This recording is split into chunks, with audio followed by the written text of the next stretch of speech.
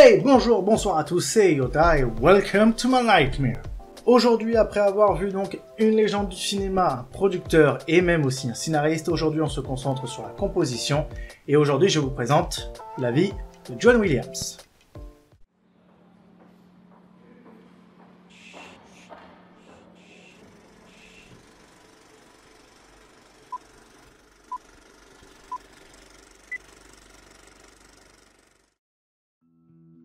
John Williams est un compositeur, chef d'orchestre et pianiste américain né à New York aux États-Unis le 8 février 1932. Cet homme-là, c'est une légende vivante. Regardez son palmarès, 5 Oscars de la meilleure musique, 4 Golden Globes, 7 BAFTA Awards et 21 prix Grammy. Il a été intronisé au Hollywood Hall of Fame en 2000 et a même été décoré du Kennedy Center Honor en 2004. Et avec 50 nominations aux Oscars, il est la deuxième personne la plus nommée derrière Walt Disney. Donc ici on ne parle clairement pas d'un petit joueur, on parle d'un dieu vivant de la musique du cinéma. Mais comment en est-il arrivé là? Eh bah laissez-moi vous raconter son histoire. John Williams est fils d'un percussionniste professionnel qui travaillait notamment à la CBS Radio. Donc il découvre très tôt la musique. Il commence à apprendre le piano à 7 ans, puis le trombone, le tuba, la trompette, et dès 15 ans, il mène déjà son propre groupe de jazz. Tout au long de sa jeunesse, il compose des pièces pour piano et se met à les orchestrer. D'ailleurs, il crée à 19 ans sa première œuvre, une sonate pour piano. Il rejoint l'UCLA et le Los Angeles City College, où il étudie l'orchestration avec de grands noms tels que Robert Van Epps de la MGM ou encore Mario Castelnuovo Tedesco.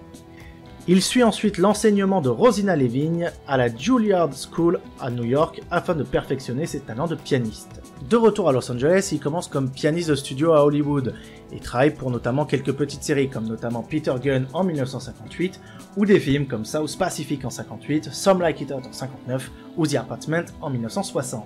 À 24 ans, il intègre l'équipe d'arrangeurs de la Columbia puis de la 20th Century Fox où il travaille pour Alfred et Lionel Newman, Dimitri Tiomkin, Frank Waskman et d'autres compositeurs de l'âge d'or. Après toutes ces aventures, il commence à composer, quelquefois sous le nom de Johnny Williams, parce qu'on ne sait pas, on pourrait le reconnaître clairement, notamment pour la télévision, comme par exemple pour Lost in Space en 1965, Land of the Giant en 1968, et surtout la trame sonore des téléfilms comme Heidi en 1968 et Jane Eyre en 1970, qui lui vaudront d'être d'ailleurs récompensés aux Emmy Awards. Il passera ensuite au cinéma avec Daddy Who en 58 et Because I'm Young en 60, ce qui le confine pour un temps aux comédies. Mais grâce au film de William Wyler, Comment voler $1 million, il s'ouvre les portes de projets plus ambitieux. Il continuera pourtant les arrangements et gagne son premier Oscar en 71 pour son adaptation de Un violon sur le toit. Les années 60 sont riches en œuvres classiques pour notre bon vieux John. Il compose plusieurs œuvres classiques telles que son concerto pour flûte et orchestre en 69, où l'accompagnement ne comporte aucun instrument avant, mais des cordes, un piano, des harpes, des percussions et un célesta. L'année précédente, il compose sa Sinfonietta pour ensemble avant, et en 65, il compose l'Essai for String. Oui, bon, je sais que vous n'êtes pas trop classique, mais c'est de la culture, bref. En 66, il compose sa première et seule symphonie à ce jour, à la demande de Bernard Herrmann. Elle est créée 2 ans plus tard avec le Houston Symphony Orchestra sur la direction d'André Prévin. Après sa première européenne avec le LSO en 71, John Williams la retire de sa liste de compositions déclarant qu'elle n'était pas assez bien pour être jouée pour le moment. Ah, les artistes, jamais contents. Il consacre alors dans les années 70 au film Catastrophe. Toutefois, c'est son travail particulièrement innovant sur Ravers en 69 et Image en 72 qui impressionne un réalisateur un peu connu du nom de Steven Spielberg. On est d'accord, hein, c'est de l'ironie bien sûr. Lequel prépare alors son premier film, Sugarland Express en 74. Avec le mythique film Les Dents de la Mer sorti en 75, qui d'ailleurs lui feront récompenser son 2e Oscar de la meilleure musique de film, Williams deviendra un compositeur de premier plan. Et d'ailleurs, les deux hommes ne se sépareront plus, formant ainsi l'une des plus belles équipes du cinéma à ce jour. Regardez plutôt, 2 films parmi les 10 plus grands succès des années 70, Les Dents de la Mer et Rencontre du troisième type.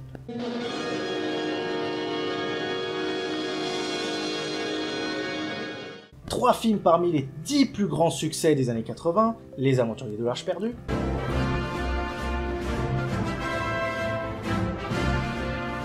E.T. l'extraterrestre,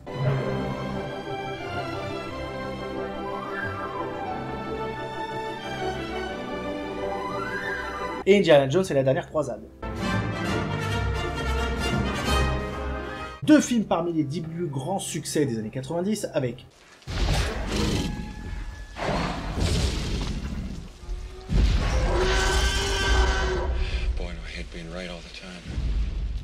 et la deuxième.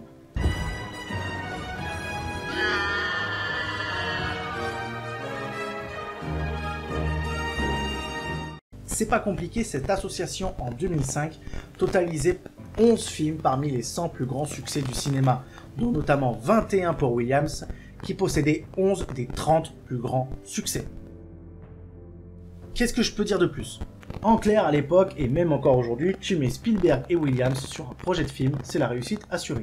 À part celui-là. George Lucas, un ami à Spielberg, envisage pour un certain film qui deviendra la saga culte que l'on connaît, de recourir à une bande originale proche de celle de 2001, l'Odyssée de l'espace. Il pense que seules des œuvres classiques peuvent convenir au genre de ce film. Il a même songé à un film quasi muet, idée que l'on retrouve dans sa mise en scène. Mais Spielberg arrivera à le convaincre d'utiliser les talents de Williams. Et d'ailleurs il a bien fait car la bande originale a été la meilleure vente jamais réalisée d'une musique de film et transformant complètement le film, réalisé avec peu de moyens, des acteurs parfois peu convaincants voire réticents, des effets spéciaux spectaculaires pour l'époque, le film remporte donc un succès mondial et c'est en partie grâce à John Williams. Et hop, il l'a emballé. Alors moi il m'épate. Lucas était très attaché à son idée de départ d'œuvre classique, il demanda donc à Williams de s'inspirer de quelques artistes de renom. Et l'affaire tombe à pic puisque Williams, alors que l'époque est au rock et à la musique expérimentale, a déjà réintroduit dans ses propres compositions le concept du leitmotiv, développé par Wagner, et qui avait investi les musiques de films de l'âge d'or, avec par exemple les Cowboys en 72, La Tour Infernale en 74, ou encore bien évidemment Les Dents de la Mer en 75.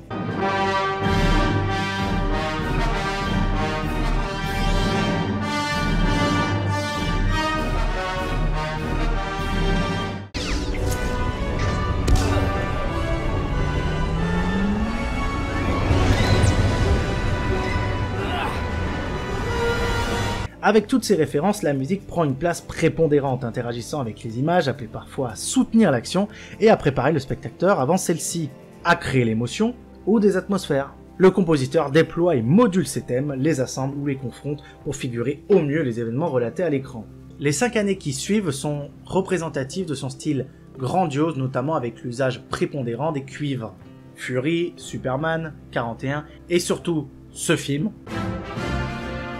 Et avec E.T. l'extraterrestre, Williams obtient donc aussi son 4e Oscar. Attiré par une retraite clairement bien méritée, il se fait de plus en plus rare, d'autant qu'en plus il vient de terminer la partition de Jurassic Park, et aussi d'un autre film qui je pense que vous connaissez tous, qui s'appelle La Liste de Schindler. Mais son travail trouve un regain d'intérêt, notamment il réapparaît avec Maman j'ai raté l'avion, JFK, Nixon, Sleeper, 7 ans au Tibet, Il faut sauver le soldat Ryan, Les cendres d'Angela, et enfin, La menace fantôme. Autant vous dire qu'il a jamais arrêté le pauvre. Et là, le Johnny, on ne l'arrête plus, clairement, sa collaboration avec Spielberg et Lucas s'intensifie encore plus, notamment avec la sortie par exemple de AI, Intelligence Artificielle en 2001, les derniers Star Wars, que ce soit l'Attaque des Clones ou la Revanche des Sith en 2002 et 2005, Minority Report en 2002, Arrête-moi si tu peux la même année, Les Aventures de Tintin, le secret de la licorne en 2011 et Cheval de guerre en 2011. Et même sans Spielberg, John est capable, grâce à tout le talent qu'il a accumulé, de créer quand même des musiques plus que cultes, notamment en 2001 je pense avec la musique qui a fait jouir toute ma génération, à savoir... Yeah! You're a wizard, Harry. I'm a what?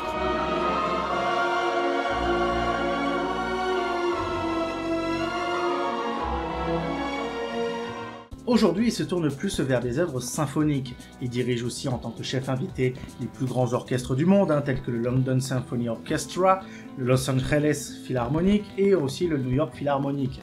Il a également composé la musique de 4 Jeux Olympiques, la cérémonie d'investiture du président Barack Obama et de nombreuses séries télévisées. Pour en conclure, comme John Barry, Ennio Morricone ou encore Elmer Bernstein, il a grandement contribué à populariser l'usage de l'orchestre symphonique dans la musique de film. Et d'ailleurs, ses œuvres en ont d'ailleurs fait un genre à part entière dans l'univers de la musique du cinéma. Il a composé certaines des plus belles musiques de films qui sont aujourd'hui cultes, et aujourd'hui on peut concrètement dire qu'il n'y a pas grand monde qui lui arrive à la cheville. Attends, t'en oublies un. Ah bon, j'oublierais qui? Hans Zimmer. Ouais, après au niveau orchestre non, c'est clairement John qui marque, mais après... Ouais, il a fait quoi comme film d'ailleurs, Hans? Ouah, c'est pas non plus...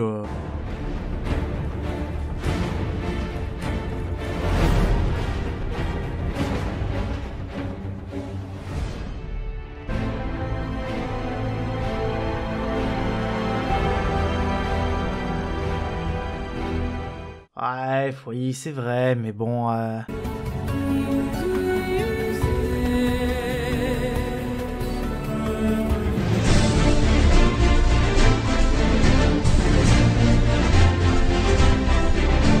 Bon, ok, je veux bien dire que Hans Zimmer lui arrive au moins en nombril après.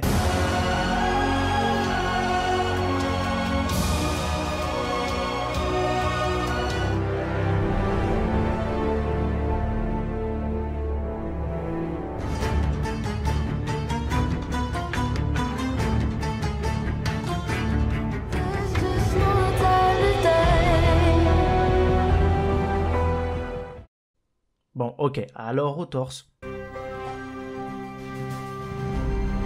suis là, me voilà, jamais je ne défendrai. Et de toi gagner, oui pour la liberté, oui toujours, je reviendrai toujours vers toi. Bon, ok, c'est un très bon rival, mais John Williams reste néanmoins le chef d'orchestre de la musique de film. Ses musiques restent encore dans plusieurs têtes du monde entier, que ce soit avec les films cultes qu'il a fait avant les années 2000, qu'après cette fameuse année.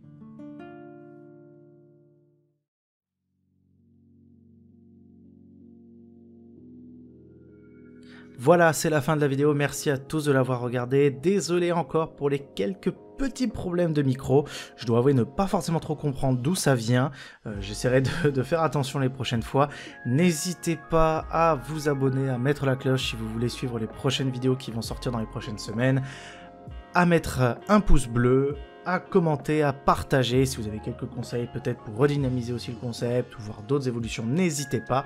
Et moi je vous dis à la semaine prochaine pour une prochaine vidéo. C'est Yota en direct de la toile et à bientôt sur YouTube. Ciao!